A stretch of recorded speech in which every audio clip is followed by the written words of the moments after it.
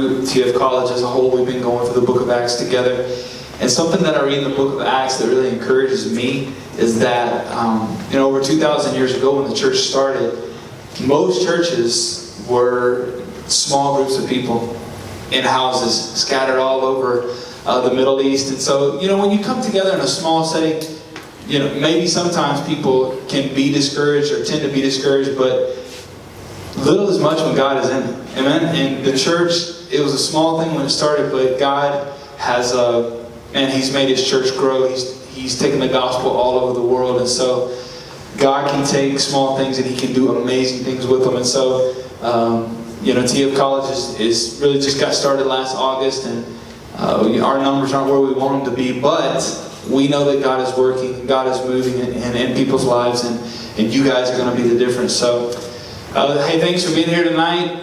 If you happen to be new, my name's Kyle. I'm the college pastor here at Trinity Fellowship, and this is TFCollege. We just moved into this room for the first time tonight, getting ready to transition. We're going to do a lot of stuff to the room before August, and students come back from different places. But we're excited tonight for Russell to come and preach, and you can come on up, man. I just want to say a few things about Russell. Yeah, go ahead and give it up. I'm really, really excited for Russell to preach. Russell impresses me. Like, his relationship with God is so real, and he has a heart that's so genuine. And I get really encouraged by him and the things that he writes. He puts a lot of stuff on Facebook, just pouring out his thoughts and his heart and the things that God gives him. And honestly, it really ministers to me. And there'll be times that I've come across what Russell had to say, and it's really it's boosted my faith. And I love his spirit. I love his heart. And so I want you to just give him, your undivided attention tonight. And really, let's go after the Lord for the next few minutes and see what God has for us. So thanks, man. Hi, guys. Alright, let me get situated.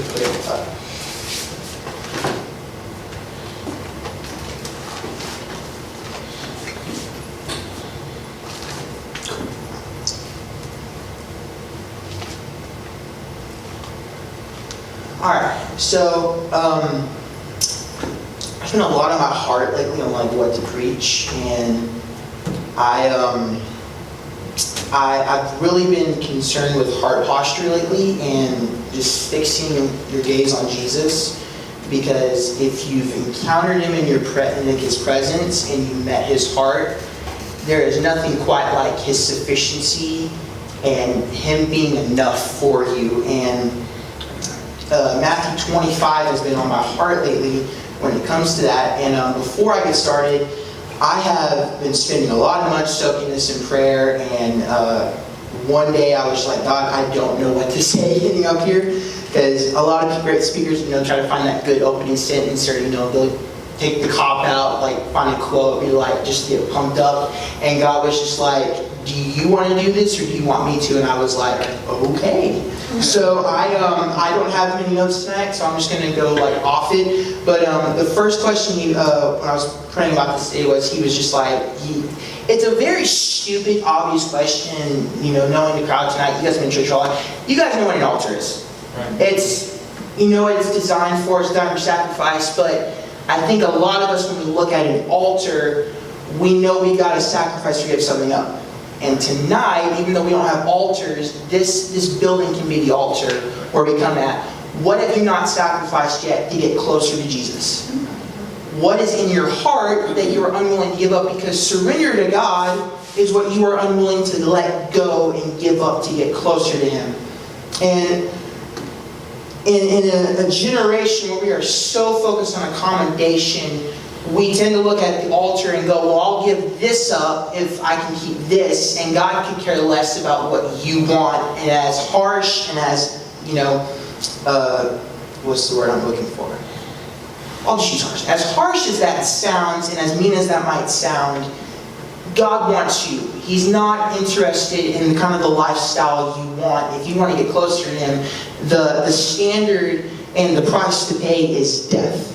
It is dying to yourself, because there's nothing we could ever do, and I'm so glad I learned this at a very young age, because there's nothing I could ever do to get him, like to earn his Aries. There's nothing I could ever do to get closer to him other than knowing him. And thank God that getting to heaven is not by being a good person.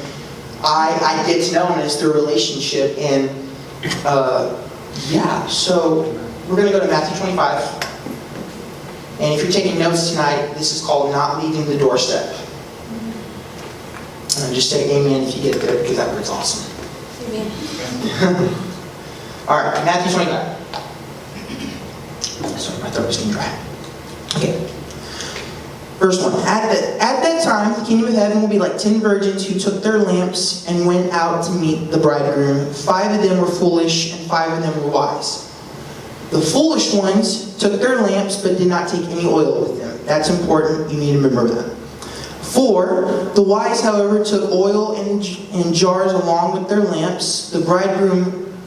hold on, I'm sorry. I lost my spot. The wise, however, took oils in their jar with their lamps. The bridegroom was a long time in coming, and they became drowsy and fell asleep. At midnight, the cry rang out, here's the bridegroom, come out to meet him. Then all the virgins woke up and trimmed their lamps. The foolish ones said to the wise, give us some of your oil, our lamps are going out. They said, no, replied, there may not be enough for the both of us and you. Instead, go to those who sell oil and buy for yourselves. Verse 10.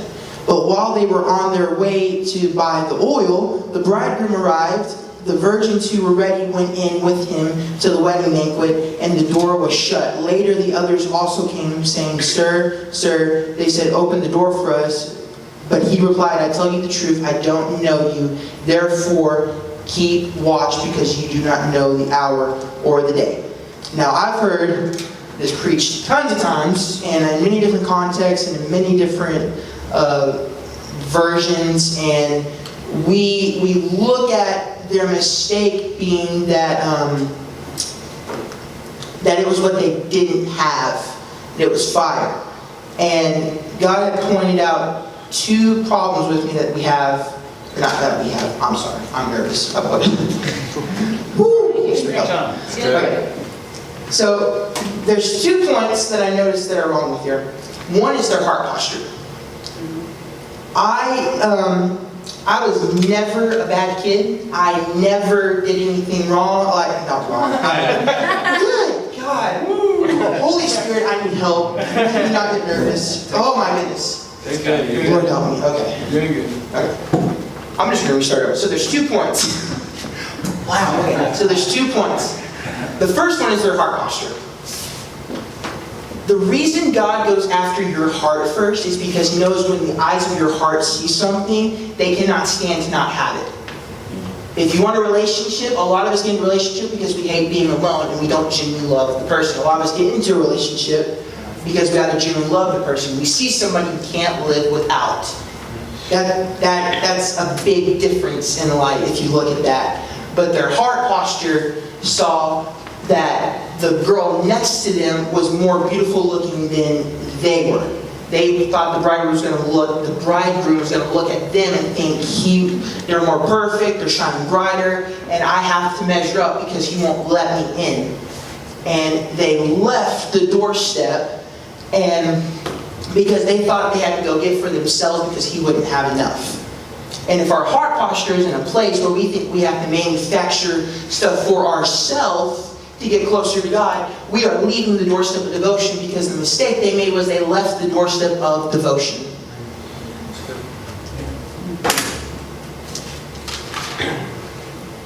So the first thing they should have done was they shouldn't have left the doorstep, obviously. But if you want to get closer to Jesus, it's like I said, you got to die to yourself. Their heart was not set on Him. That's pretty obvious. They were not concerned with how close they were going to get to Him and whether or not He would, by the time He came back,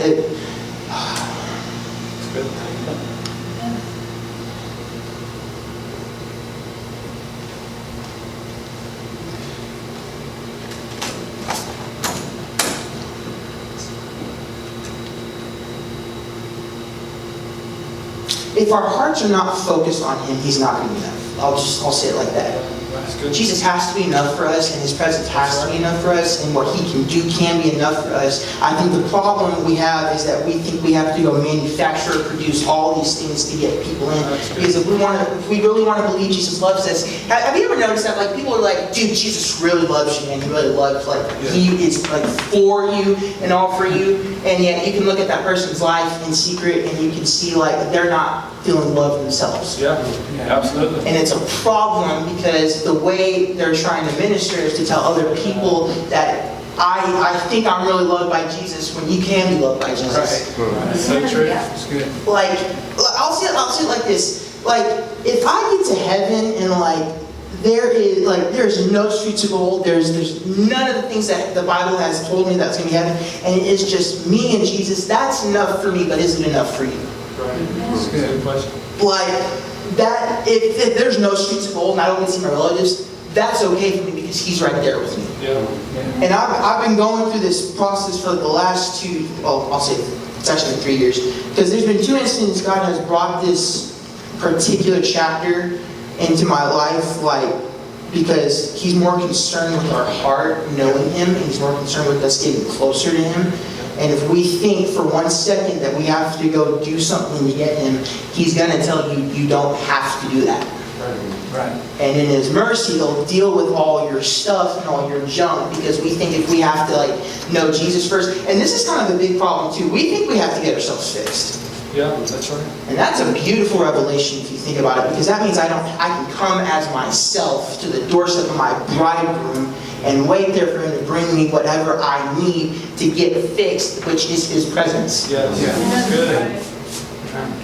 Like, man, it's so beautiful. And like, I was praying today, and the reason God said, talk about the altar first, is because we look, and I know I already said this, but when we look at the altar, we are intimidated to let that thing go because we like control. Yeah. But we have to die to ourselves. There's no other way. And in a generation that is, like I said, is trying to find all this commendation for like our sin nature and giving up like so that we can keep the lifestyle we still want without any sacrifice, we have neglected the altar. The altar is important in the relationship with Jesus, because Jesus will meet you at the altar first before you get any closer to like, no, that sounds wrong. He'll meet you at the altar first and take you to the cross so you can die yourself to get deeper with Him. Because He doesn't want you at like the edge, like on your tippy toes with like a water like right here, and you're like struggling to like keep holding on to like what you want. Like He'll literally bring you like a wave. It's just like how He loves us. Like, you know, it's like we're like all stinky and stuff like that. Like God wants you so deep and immersed into who He is that when you go out into the world, people don't meet you, they meet Him. Right. People don't need your personality, they need His. Right. And gosh, that's such a good thing, because that means I get to look at people and see what He sees. Right. Whew, man. I don't know what you guys walked in with tonight, but if you look at altars at all on Sunday and you think, what can I give to give up? God just wants you. Yeah. And I haven't been struggling with that, but I have, and it's not like I haven't been having any problem teaching that. It's how do I take accommodation out of the equation? Right. Yeah. How do I take what I want out of the process of trying to get closer to God and still hold my sin in one hand and Him in the other? Because God's going to make you choose Him over the sin. He's going to make you get up, and He will let you go do what you want, to be broken in that process, to find that He's enough, and that what you wanted to do will never be enough to get back to Him. That's good. It's so true. And we, like, have you guys ever tried to witness to people and they're just like, they'll like stop you before like, you about to tell them the truth, and they're like, no, like this is why I'm like this. And I think the reason is because it's what me and Kyle were talking about today, is their heart knows Jesus is about to get close to their current predicament, and He's about to wreck them up with the truth to the point that their only option is Him. His peace is enough. His sufficiency is enough. His presence is enough. And if we think for 1 second we have to go somewhere else to go look at like how other people do it, or to like go to another church because they've got something different going on to get us closer to God, it will not be enough. Right. It cannot be enough, and it never will, because that's what we want. And gosh, the beautiful thing about what God's been teaching me about lately out of this is I don't have to look at somebody else and shine like them. Right. That's good. That is such a beautiful revelation if you think about it, because that means I don't have to burn like them, I don't have to shine like them. The coolest thing about being holy is that I get to be holy with God. That means I get to find who I am in God and be the thing He called me to be. And I get to go do what He wanted me to do. And that's what makes me different. You don't have to be passionate about preaching the gospel. You don't even have to be called to do it. We are all called to share the gospel, by the way. I'll say that. But if you think that what the gospel preaching the gospel looks like a stage and stuff like this, Right. That's right. that's not what it looks like. It looks like going out into the world and going into the place where they're afraid to step in here because they think it's a righteousness standard.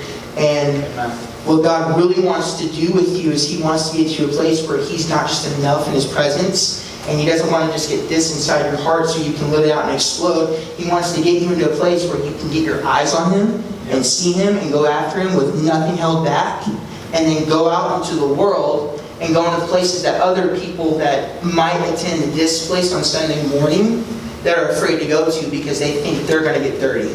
Yeah. If you're in holiness, I actually need to say this real quick.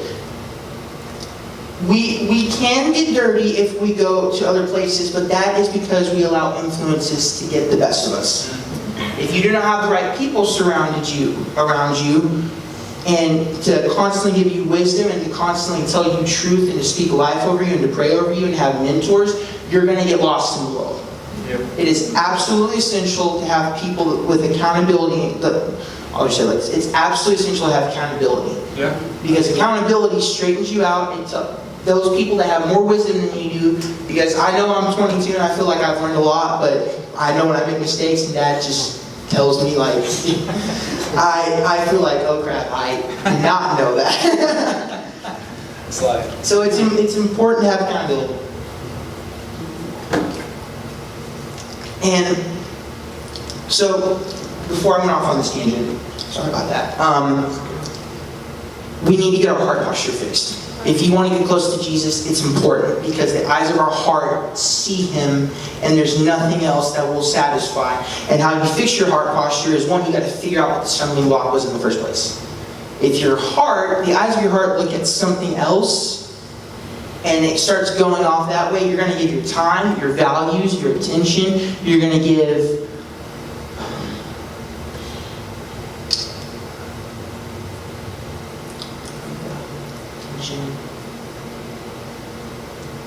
you're going to lose God's character and what it's like and what He's like in the process, and you're going to find more comfortability in a sinful lifestyle. And I know that sounds harsh and it sounds threatening to like what our culture wants, but we honestly were never made to live in sin. And I know that we are in a sinful world and we were born into a sinful world, but sin, God can use our sin to keep us humble but get us closer to Him.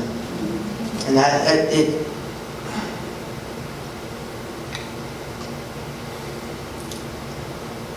And I don't know what's on your heart or like what's causing you to like look at an altar and not lay down what you want to lay down so you can still have control. But Jesus wants you, and I know I've said that a ton, but that's the truth. He looks at you and He's got all this love, and He's got all this compassion and all this creativity that He put inside of you that when He looked at you and saw you, He's like, they're mine. Like that's my kid. Like I don't know what it will ever be like to be a dad. I'm sure I'll know one day, like when I get married and have kids of my own. But like I'm starting to learn that like it's awesome to be proud of your kids. Yeah. Yes. Yeah. Like Yes, it is. Gosh, like I said, I don't know what it's like to be a father, but like I feel like when I do something cool for God and I just get closer to Him, like He's just so much prouder of me. And it's so cool, and like I feel like He's like, that's my kid right there. Like, look what he did. Like, yeah. But gosh, I went on another tangent. I'm so sorry. Okay, I'm gonna look at my notes really quick. All right.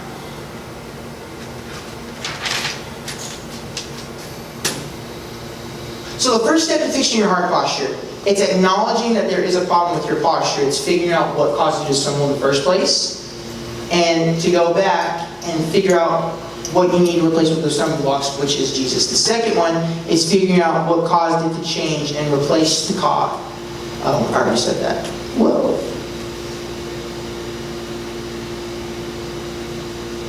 We'll make the third step first. Okay, sorry. I got it. Wow. The third step is putting the focus you're willingly giving to these things on Jesus to start chasing after Him. The things are anything that replaced Jesus and what you thought He could do for your life. And that focus needs to be directed after His heart so you can start chasing after Him because He's what you're after. And when we start chasing after Him, it's easier to come after His presence. It's easier to start coming after the things He wants for your life. It's easier to hear His voice, and it's easier to start knowing Him better. And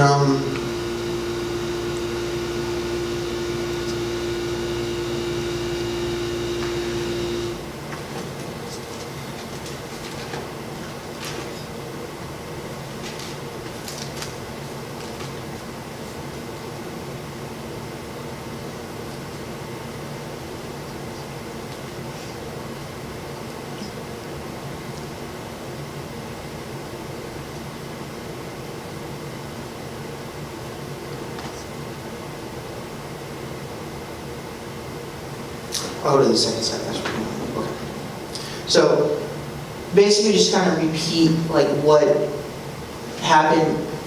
There are 5 virgins that show up to this venue that they're waiting for Jesus. 5 of them are wise. They bring extra oil, and 5 of them are foolish. They did not bring extra oil because they didn't expect to wait that long. And they hear He's late, so they all fall asleep. And they hear that He's coming, and the bride, these virgins, the ones that did bring the oil, they get their lamps ready, they get it all prepared, and the foolish ones look at these other girls and go, give us some of your oil so we can like shine right. And they tell the girls, no, go get some for yourself, and they leave the doorstep, and by the time they get back, they're gone. The mistake that these girls made, and I've already said it, is that they left the doorstep.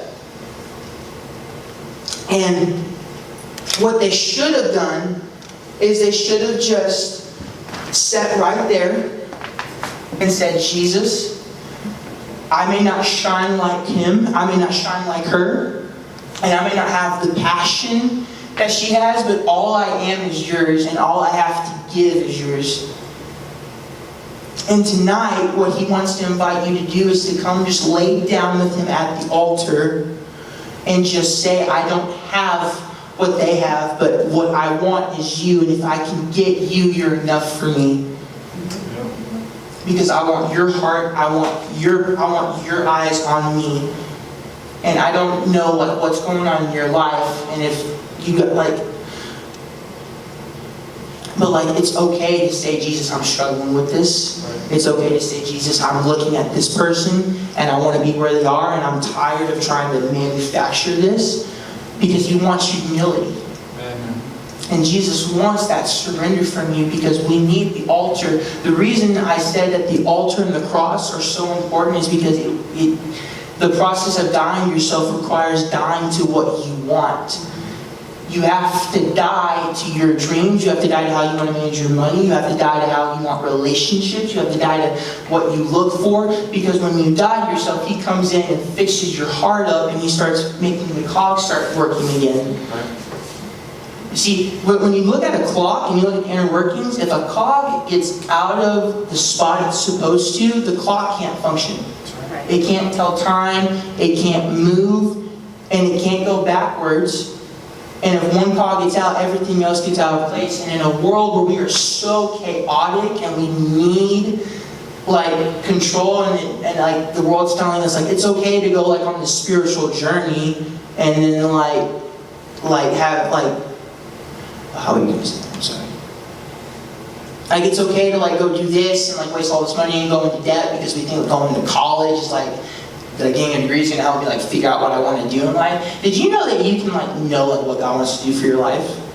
I know that's not a profound thing, but we think we have to go do the typical standard thing where we have to go to college, we have to go get a job, we have to grow up and not know what to do with our life, and we can be so depressed and so hopeless at the same time because we're not doing what we really want to do and we don't know what we want to do at the same time. And we think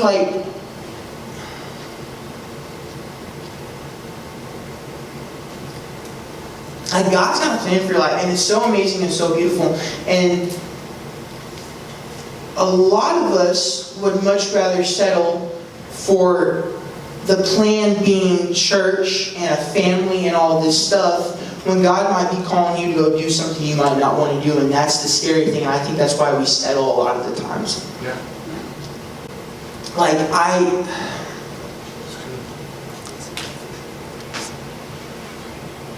And that's another thing. We can be intimately familiar with God's plan as the church is with the devil's plan. We think nothing the devil has ever done has surprised God. Let's just be honest. And I think part of the reason.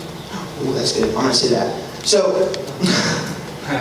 Wow, I'm nervous. I'm so sorry.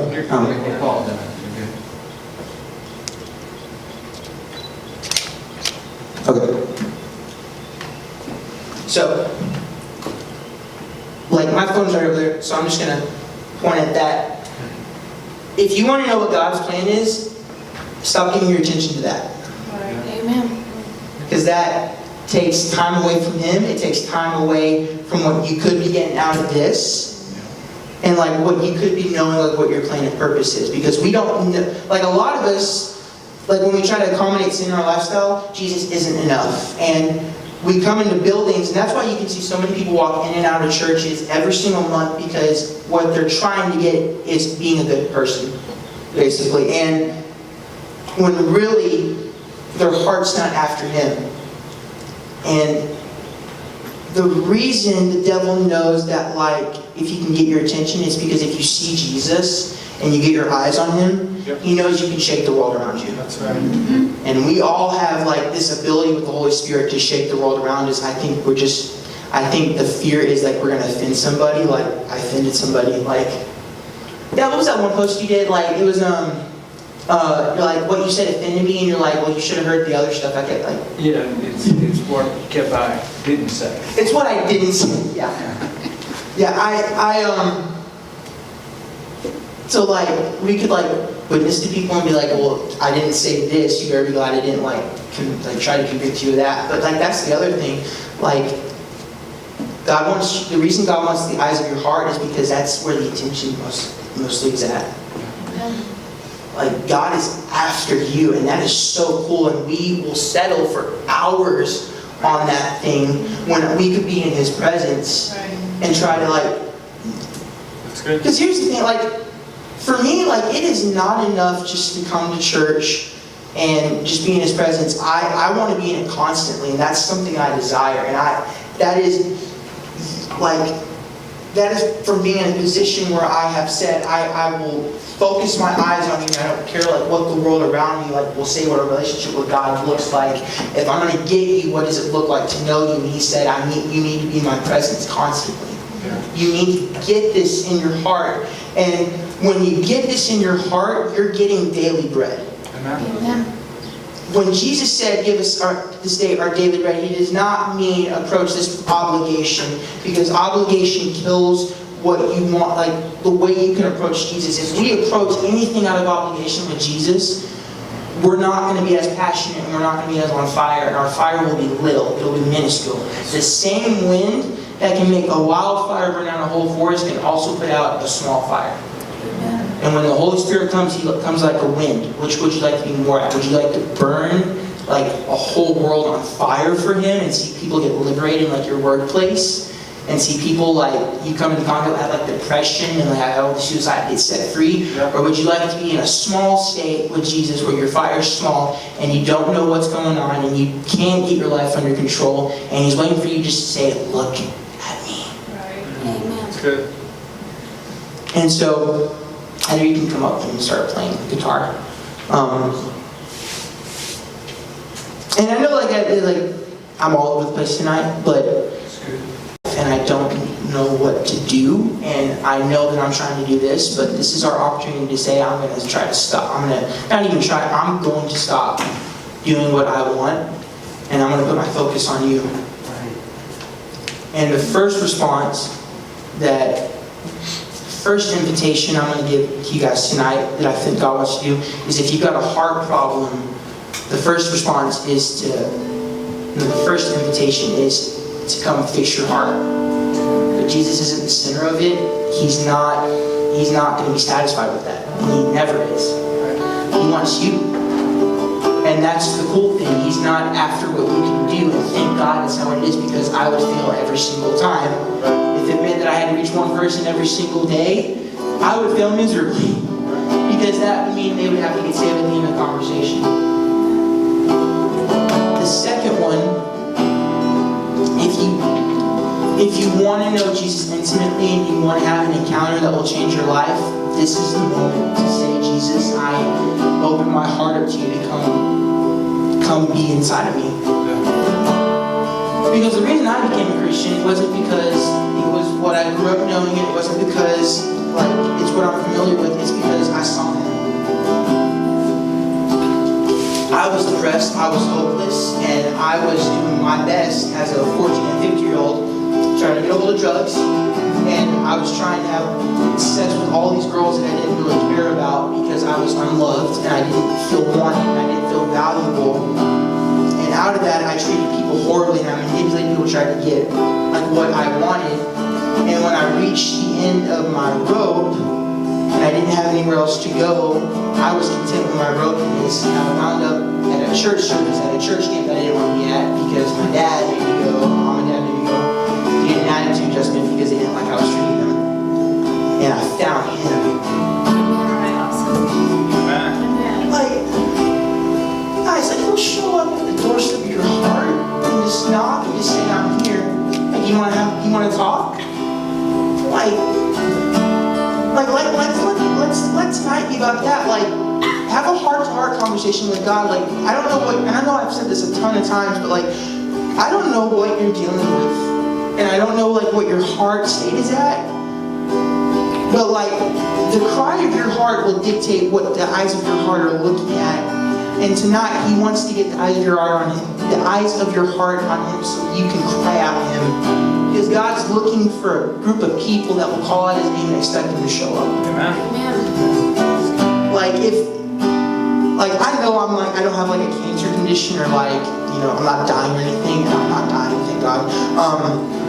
I've been thinking, I think when people know they have a legacy, and a lot of people will try to do stuff to get famous, to get remembered, I'm okay with not being remembered. And I've been thinking a lot about that lately, God, I just want my legacy to point people back to Him. And I know I'm not intense as and I didn't say anything profound, but if you can get anything out of tonight, let it be this. Get closer to God, because He wants you. He wants to know you. Read this thing, and don't do it out of obligation, because if we do it with obligation, we're not going to get what He really wants. Approach every aspect of your life with saying, Jesus, I want to know you more intimately. It is okay to say, Jesus, I want to long more for you. Yeah. It's okay to say, Jesus, I want to be passionate for you than I've ever been passionate before. Right? And I prayed that more times than I can count, because I can't, I don't post what I post because I feel like I haven't witnessed something. I post it because I care more about people's hearts. Amen. Your heart needs Jesus, and whether we want to acknowledge that or not, there is a big hole that only He can fill, that only He can satisfy with, and it hurts my heart when people just come to church and the response is just nothing. Because they could get so much more than that, and the reason they don't is because their heart isn't right. And if you need to know what that looks like, just say, Jesus, I'm here, I'm open, I'm available, set my eyes on you. And sometimes that means we stay longer than we need to till He shows up. And a lot of us don't like doing that because we have a time frame. Jesus could care less about your time frame. Are you more concerned with his timeline? Because when we look at a time frame, we're like, oh, I want to get married at 21. Well, Jesus is just like, God's just like, well, what if you meet him at like 52? Because like, I want to do this with you. And we're just like, no, like I want to do this. And some of us end up getting married too early. And we miss what Jesus wanted to do. And we end up at this throne on Judgment Day. And he'll say, depart from me, I never knew you. And we'll be like, well, no, like I did all this. And he'll say, yeah, but you didn't know me. And that's a very scary thing. I don't want people to go to hell. And I can't force people to believe in God. And I can't force people to like get saved. People who want to get saved get saved. And you can genuinely tell. And I'm just getting on this. Like, if you just want to encounter God, like this is your night to do it. And I know I've been going on forever, but like I care enough about you guys and the world around you to stop and say, like, I know you got something on your heart, and if the altar scares you going down to it, ask God to show you how you can go down and be genuine about it, because I feel like the reason we don't go down is because we want to be genuine about the sacrifice. You can be genuine about everything, but not even be real about it at the same time. That was weird. I'm sorry. But yeah, I'm gonna let Heather start singing, but let this time be like to reflect like what you need to fix in your heart, what you need to do to fix your eyes on him, and what you can do to say at your doorstep, because I promise you his presence is enough. And I've been in that for the last year. Like, I could care less if I see his face. Like, if I just touch the brim of his garments, like that's enough for me. Like, even if I'm sitting at the doorstep behind the door, like that's enough for me. Like, just hearing his footsteps. And so like, let's just do that tonight. Like, let's go after him. Like, let's go after his heart and see what he wants to do with us tonight. Like, let conviction run deep in your heart and figure out what you need to get fixed so you can get it fixed, because you're missing out on an incredible relationship if you don't. That's like saying the dark side has cookies. Like, we've got cookies coming over here.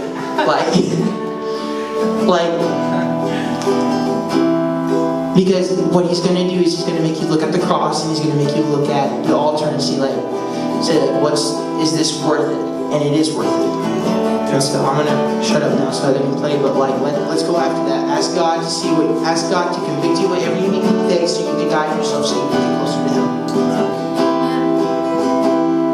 Can we just respond to that word tonight? We're going to go into a time of worship, so feel free to, you can stand up, you can sit, you can walk around, but I would just encourage you to respond to this word that God has placed on Russell's heart tonight.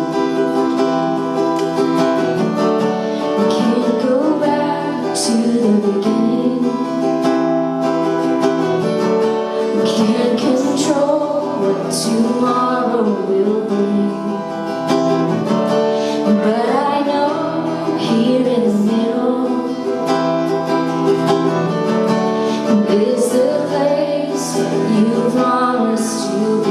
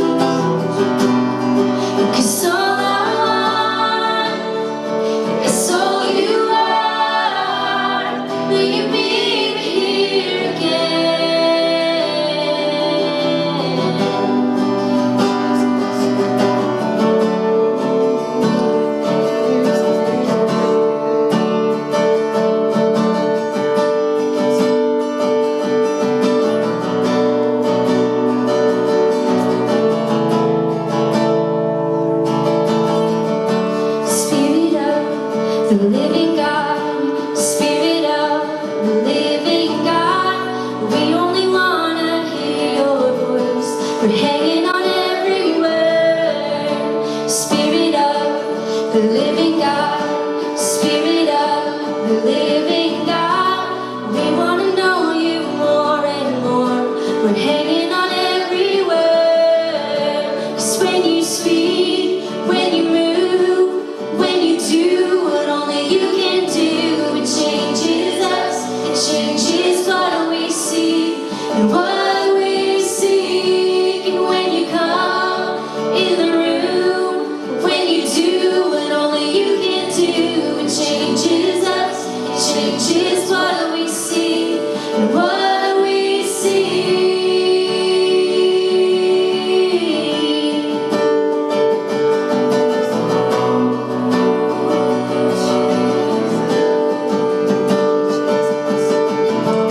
Spirit of the living God, Spirit of the living God, we're leaning into all you are. Everything else can wait. Spirit of the living God, Spirit of the living God, come now and breathe upon our hearts.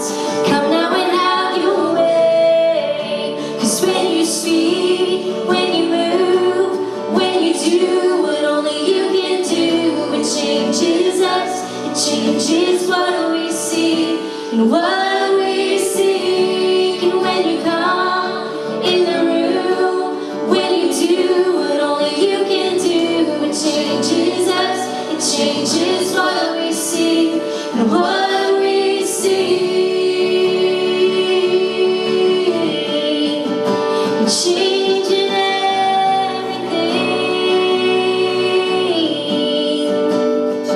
And when you move all our fears. And when you move us to tears. And when you move all our fears. And when you move us to tears. And when you fall, we fall on our knees. And when you fall, we fall at your feet. And when you fall, we fall on our knees. And when you fall, we fall at your feet. 'Cause when you speak, when you move, when you do what only you can do, it changes us, it changes what we see and what we see. And when you come in the room, when you do what only you can do, it changes us, it changes what we see and what we see. It changes everything.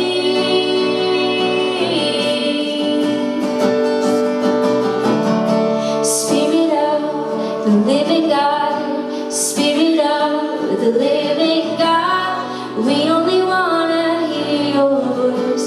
We're hanging on every word. Oh, hanging on every word.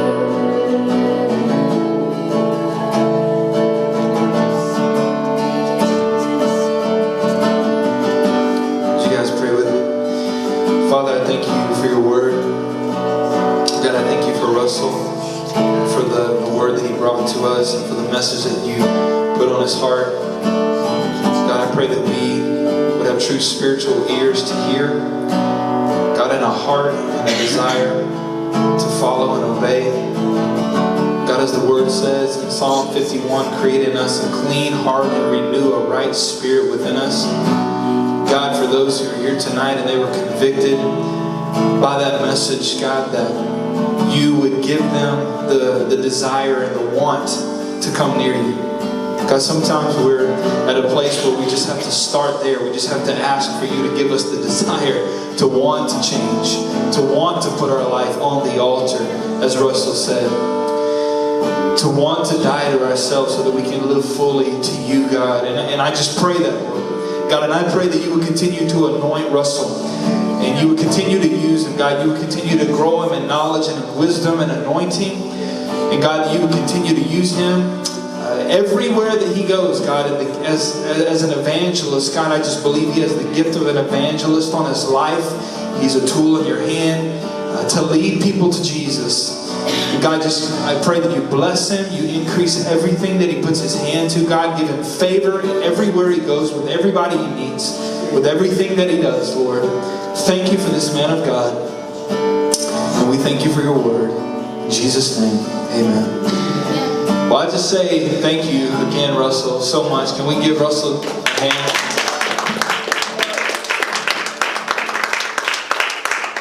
I really do appreciate your heart. And you guys can be seated for just a second. I don't know about you, but I truly was convicted by the message. And I think that we all know that there are things in our lives, a lot of times, that we're not willing to lay on the altar. And we get comfortable. And your whole message made me think about the verse in Romans 12 where Paul says, I urge you to give yourselves, give your lives as a living sacrifice, which is an oxymoron, right? Because how can a sacrifice live, right? So we're supposed to be these living dead things. And that's the thing about it is, I've heard one preacher said, we keep crawling off the altar. You know, God puts us on the altar. But we keep crawling off back to our old stuff and our old junk. And that's just our human nature. But you were so right. Just stay on the doorstep, because God is so merciful, right? It's His power, right? It's His grace that makes us be able to be holy. Nothing that we can do, and just to stay humble and stay at His feet. And man, there's so many good things. There's so much going on in my mind from your message. I might just have to preach part 2 next week. It's so good. But thank you so much, and thank you all of you for being here tonight.